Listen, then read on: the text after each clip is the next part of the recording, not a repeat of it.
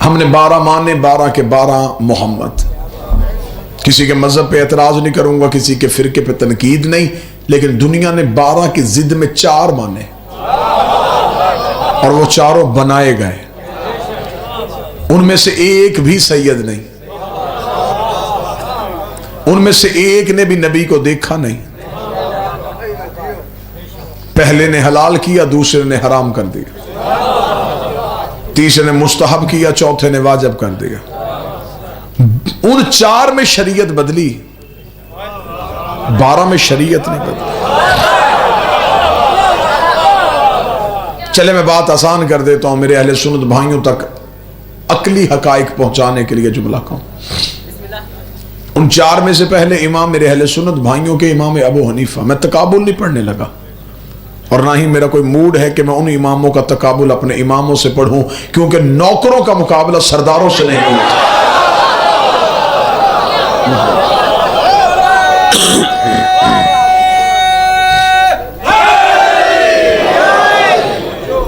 متوجہ ہیں بات کی جانب؟ بڑے اچھے، بڑے دھیمے لہجے میں، بڑی جامع انداز میں آپ کو مجلس سنانا چاہتا ہوں. پہلے امام ان کا نام ابو حنیفہ، نام ابو حنیفہ نہیں ہے، کنیت ابو حنیفہ ہے. نام ان کا نعمان بن ثابت تھا. حنیفہ ان کی بیٹی کا نام تھا. کوئی مسئلہ پوچھنے کے لیے آیا تھا، انہیں بتانے میں دیر ہو گئی تھی، پیچھے سے بیٹی نے جواب بتا دیا تھا، تو اس جواب کی وجہ سے بیٹی کے نام سے مشہور ہو گئے. نام ان کا نعمان بن ثابت ہے. ادھر امام ہے، میں نے بڑی عزت کے ساتھ ان کا نام لیا، میرے اہل سنت بھائیوں کے امام ہیں. میں سنی کتابوں سے ثابت کرنے کے لیے تیار ہوں. نعمان بن ثابت کہتے ہیں 2 سال میں جعفر صادق کی شاگردی نہ کرتا، جہالت کی موت مر جاتا.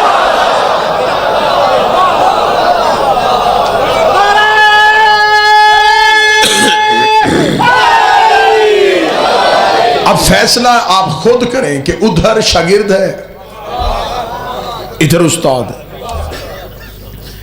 میرے اہل سنت بھائیوں کو دوسرا امام نام ان کا احمد بن حنبل. ان کے ماننے والے حنبلی کہلواتے ہیں، جو ان کی فقہ پہ عمل کرتے ہیں وہ حنبلی کہلواتے ہیں.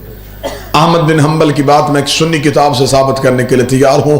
جب احمد بن حنبل کے بیٹے نے باپ سے پوچھا تھا، بابا مجھے رتبوں کے اعتبار سے صحابہ کے نام لکھوا، حفظ مراتب کے اعتبار سے صحابہ کے نام لکھوا، کس صحابی کا رتبہ بلند، کس کا اس سے تھوڑا، کس کا اس سے تھوڑا.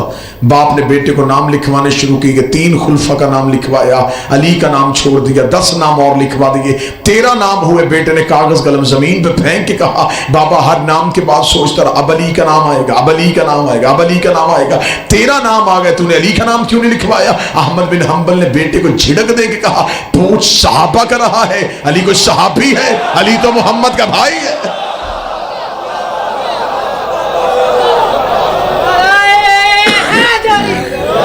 علی صحابی نہیں، علی مصطفیٰ کا بھائی ہے. اب دوسرے امام ہیں امام احمد بن حنبل. وہ علی کو کیا عقیدہ رکھ رہے ہیں علی کے بارے میں بالکل واضح اگر بات کروں نا کہ آج اتنے فرقے ہیں اور ہر فرقہ کہہ رہا ہے کہ میرا دین ٹھیک ہے، یہ تو بات غلط ہے کہ ہر ایک کا دین تو ٹھیک نہیں ہو سکتا. میں بات آسان کر دیتا ہوں. جو یہاں ہاتھ رکھ کے نماز پڑھتا ہے وہ بڑا مطمئن ہے، اور اس نے یہ نماز یہاں اپنے کہنے پہ اس نے ہاتھ نہیں رکھے، اپنے امام کے کہنے پہ رکھے. جس نے یہاں ہاتھ باندھے امام کے کہنے پہ، جس نے یہاں ہاتھ باندھے، جس نے کھول کے پڑھی امام کے کہنے پہ. اب یہ جو فرق ہے یہ فرقوں کا فرق نہیں، اماموں کا فرق ہے.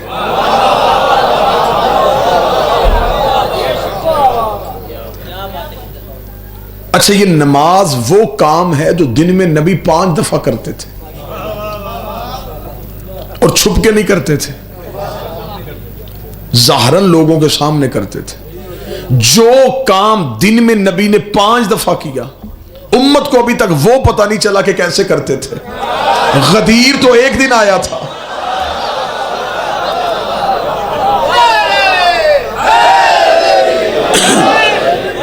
بڑی علمی سی تقریر میں آپ کو سنانا چاہوں گا اگر آپ مکمل توجہ فرمائیں. آپ کن لوگوں سے علی ولی اللہ منوا رہے ہیں؟ جن کو ابھی تک نبی کی نماز کا طریقہ یاد نہیں، جو کام دن میں 5 دفعہ پیغمبر نے کیا امت ابھی تک وہ طے نہیں کر سکی کہ وہ کیسے کیا تھا۔ جو یہاں ہاتھ رکھ کے پڑھ رہا ہے وہ بڑا مطمئن ہے، اس سے پوچھو تو نے نبی دیکھا ہے؟ وہ کہتا نہیں۔ ہاتھ یہاں کیوں رکھے؟ وہ کہتا میرا امام کہتا نبی یہاں رکھتے تھے۔ جس نے یہاں رکھے وہ کہتا میرا امام کہتا نبی یہاں رکھتے تھے۔ اب یہ تو نہیں ہو سکتا کہ نبی ہر طریقے سے پڑھتے تھے، نبی کا طریقہ تو ایک ہی تھا نا۔ اب اس کا مطلب ان 5 طریقوں میں سے ایک طریقہ ٹھیک ہے، 4 طریقے غلط ہیں۔ اب کوئی بھی اپنی غلطی ماننے کو تیار ہی نہیں۔ میں یہاں کہہ دوں شیعوں کا طریقہ ٹھیک ہے، سنی کہیں گے شیعہ مجمع جو تھا خطیب شیعہ تھا، کہہ دیا ہمارا طریقہ ٹھیک ہے۔ آپ مسجد میں چلے جائیں گے، مسجد میں مولوی کہے گا نہیں نہیں نہیں ہمارا طریقہ ٹھیک ہے۔ تو لہٰذا اب جھگڑے کو کہیں نہ کہیں تو ختم کرنا ہے نا، بات کہیں نہ کہیں تو نتیجے پہ لے کے آنی ہے نا۔ ایسے تو نہیں اس بات کو بڑھانا، تو پھر بات ختم کر دیتے ہیں۔ یہ نہیں دیکھتے نماز کس کی ٹھیک ہے، پہلے یہ دیکھتے ہیں امام کس کا ٹھیک ہے۔ جو بول سکے وہ زحمت فرمائے۔ جس کا امام ٹھیک ہوگا،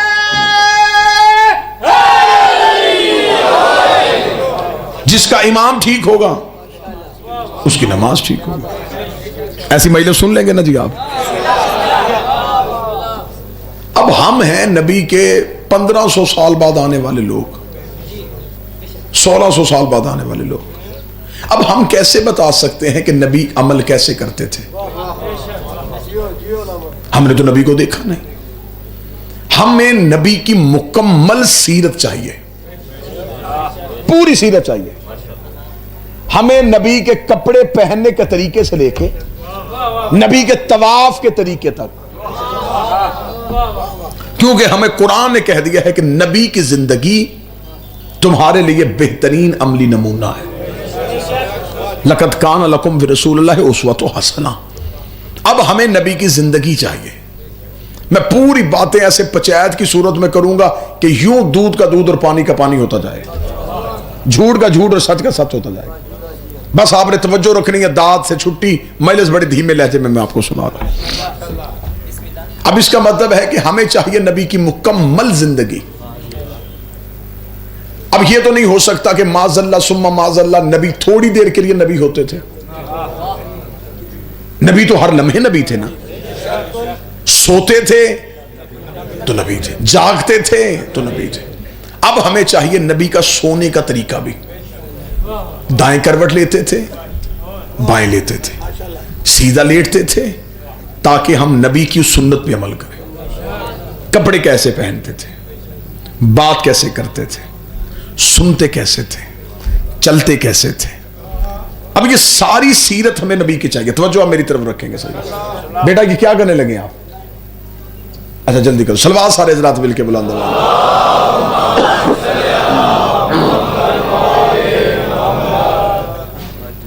پھر بھی بلند آواز سے صلوات۔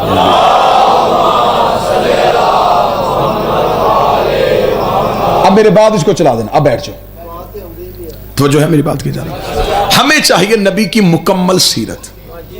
اب نبی کی مکمل سیرت لینے کے لیے نبی کے دور کے 3 ایسے طبقے ہیں جو ہمیں نبی کی زندگی کے بارے میں بتا سکتے ہیں۔ پہلے ہے صحابہ اکرام رضوان اللہ علیہم اجمعین۔ اب تو کسی کو کوئی اعتراض نہیں نا،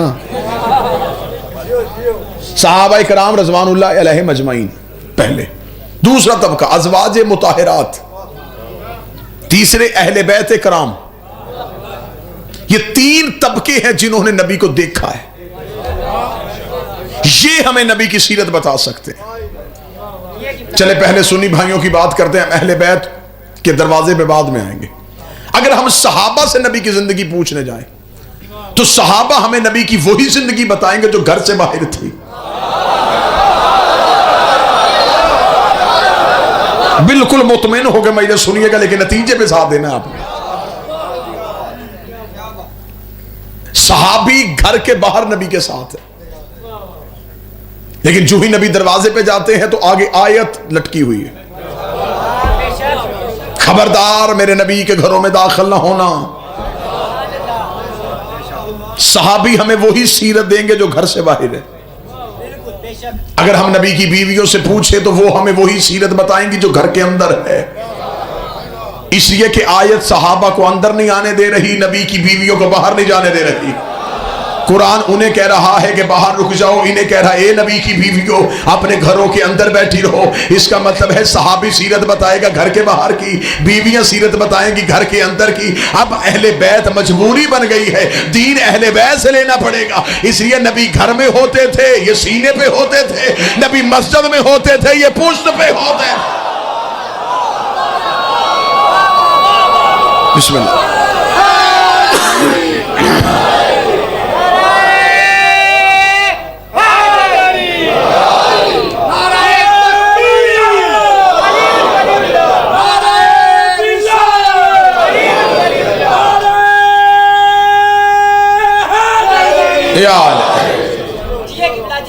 موضوع پسند ہے مجلس کا جی؟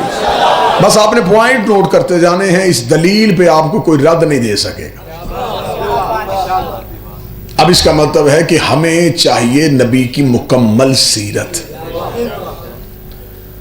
اب اتنے طریقے ہیں، مسجدوں میں مسجد اللہ کی ہے لیکن باہر فرقے کا نام لکھا ہے، یہ حنفی ہے، یہ بریلویوں کی ہے، یہ دیوبندیوں کی ہے، یہ شیعوں کی ہے۔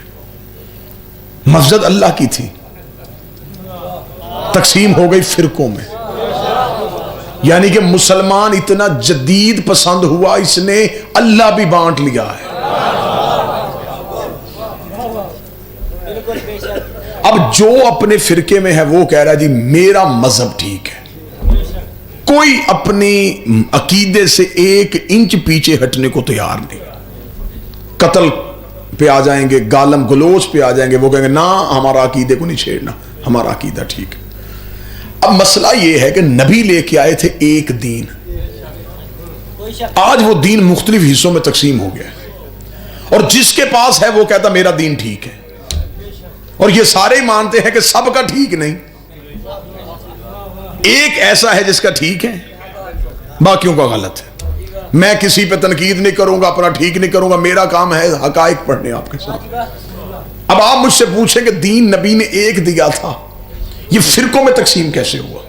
اب میں وجہ پڑھ دیتا ہوں، بندے یہ وجہ ممبر سے پڑھتے نہیں، میں پڑھنے لگا۔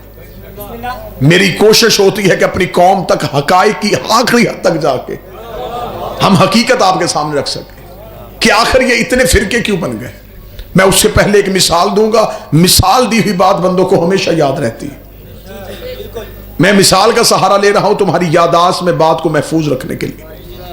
میں آپ کے سامنے مجلس پڑھ رہا ہوں، 35-40 منٹ مجلس پڑھنے کے بعد میں اعلان کروں کہ جو میں نے پڑھا میرا مجمع مجھے سنائے۔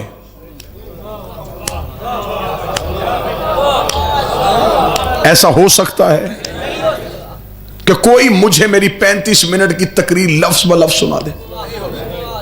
ایسا نہیں ہو سکتا۔ اب آپ نے میری مجلس سنی، مجلس ختم ہوئی، اب اپنے اپنے گلیوں، شہروں، دیہاتوں میں چلے گئے۔ آپ سے کسی نے پوچھا کل کہاں تھے؟ مجلس میں۔ وہاں کیا پڑھا گیا؟ اب آپ نے میری تقریر اپنے انداز سے سنائی۔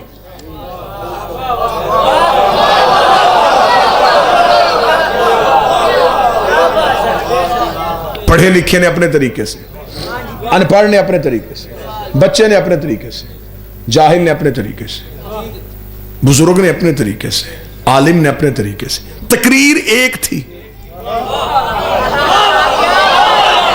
بادشاہ حسین عزت عطا فرمائے۔ یہ مختلف حصوں میں تقسیم کیوں ہو گئے؟ کیوں؟ جتنے راوی بدلتے گئے اتنی تقریر بدلتی گئی، کیونکہ آپ کو یاد ہی نہیں ہوئی تھی، آپ نے تو اپنے اپنے انداز سے سنانی تھی نا۔ تو پھر اب تکلیف نہ ہو کسی بندے کو تو بعد میں حقیقت کی کرنے لگا ہوں، رات کی تنہائی میں بستر پہ سوچے گا تو ضرور کہے گا جو شیعہ خطیب تھا بعد وہ سچی کر گیا۔ میری 35 منٹ کی تقریر اتنے پڑھے لکھے بندوں کو یاد نہیں ہو سکتی، نبی کی 23 سال کی تبلیغ چند دن پہلے بدھ چھوڑنے والے بندوں کو یاد کیسے ہو سکتی؟ وہ نبی کی سیرت کیسے بتا سکتے؟ اب جو نبی بول رہے ہوتے تھے وہ نبی کی ذاتی تقریر نہیں ہوتی تھی۔ خدا کہتا ہے یہ نہیں بولتا، میں بولتا ہوں۔ نبی تقریر ایک کرتے تھے، وہ اللہ کی زبان ہوتی تھی۔ لوگ سن کے اپنے اپنے علاقوں میں جا کے سناتے، تقریر میں فرق آ جاتا، اسی فرق سے فرقے بن گئے۔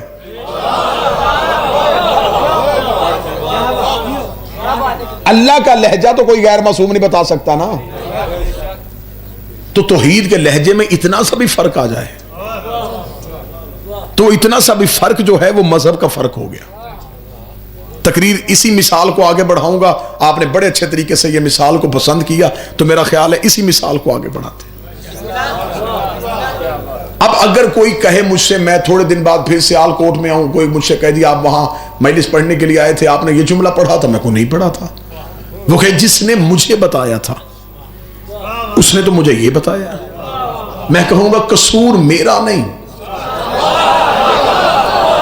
تو نے جس سے پوچھا وہ بندہ سچا نہیں تھا،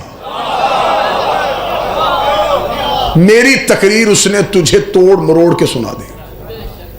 اب یہاں پہ کوئی بندہ وہ کہہ دی نہیں ہمیں پوری تقریر آصف علوی کی چاہیے، جو اس نے پڑھا وہ لفظ بلفظ چاہیے۔ اتنے لوگوں میں سے ہر ایک بندے کا ایک ایک کر کے وہ ایڈریس نوٹ کرے، سب کے گھروں میں جا کے دستک دے۔ آپ مجلس میں تھا جی، کیا پڑھا؟ ایک نے کچھ سنایا، ایک نے کچھ سنایا، ایک نے کچھ سنایا، 300 گھروں میں گیا، 300 تقریریں اس کے پاس اکٹھی ہو گئی۔ اس نے کہا نہیں مجھے 300 نہیں چاہیے، مجھے ایک تقریر دو جو اس نے پڑھی۔ پھر ایک بندہ کہے گا کہ اب ہم تجھے بتاتے ہیں، یہ مجلس میں سامنے بچہ بیٹھا ہوا، بالکل یہ میرے سامنے، اس بچے کے پاس ہے موبائل فون، آپ سن رہے ہیں یہ ریکارڈ کر رہا ہے۔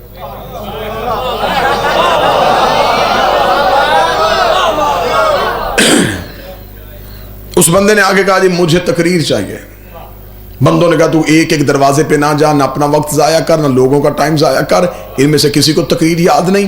ایک بچہ وہاں بیٹھا ہوا تھا، بیٹھا بھی منبر کے قریب تھا، اس کے پاس ایک ایسا آلہ تھا جو باتوں کو ریکارڈ کر رہا تھا۔ اب اس علاقے کے بوڑھے اسی بات پہ لڑ پڑے کہ وہ بوڑھوں کے ہوتے ہوئے بچے سے کیوں پوچھ رہے ہو؟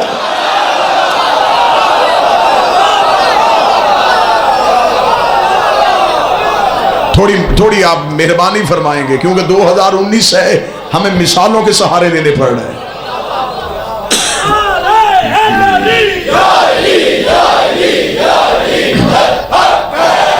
اتنے بوڑھے بوڑھے بندے بیٹھے تھے اور یہ ان کے ہوتے ہوئے بچے سے پوچھ رہا ہے، تو کوئی صاحب عقل انہیں سمجھائے گا بابا جی اس میں ناراض ہونے والی بات نہیں، آپ کے حافظے میں تو بات ہی نہیں ہے۔ اس بچے کے پاس ایک ایسا آلہ تھا جو باتوں کو محفوظ کر رہا تھا۔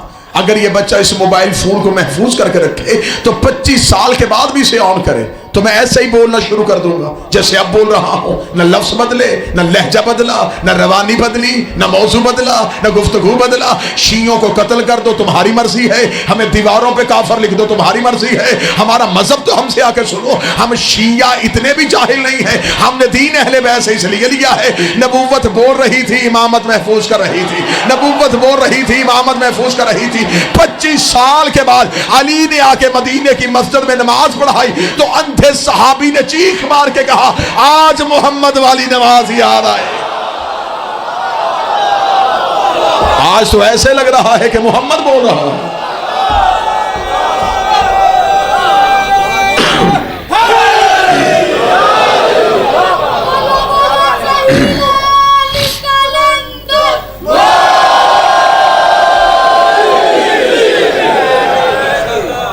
دین لینا ہے ہم نے امام سے، اور امام کا معصوم ہونا ضروری ہے۔ صحابہ کی عزت ہے، اطاعت نہیں۔ اطاعت ہوتی ہے معصوم کی، صحابی معصوم نہیں۔ اہل بیت کی عزت بھی ہے، اطاعت بھی ہے۔ ان کا کہنا رسول کا کہنا ہے، ان کا بولنا رسول کا بولنا ہے۔ درود سارے حضرات مل کے بلند آواز سے پڑھیے گا۔ بسم اللہ بسم اللہ بسم اللہ بسم اللہ۔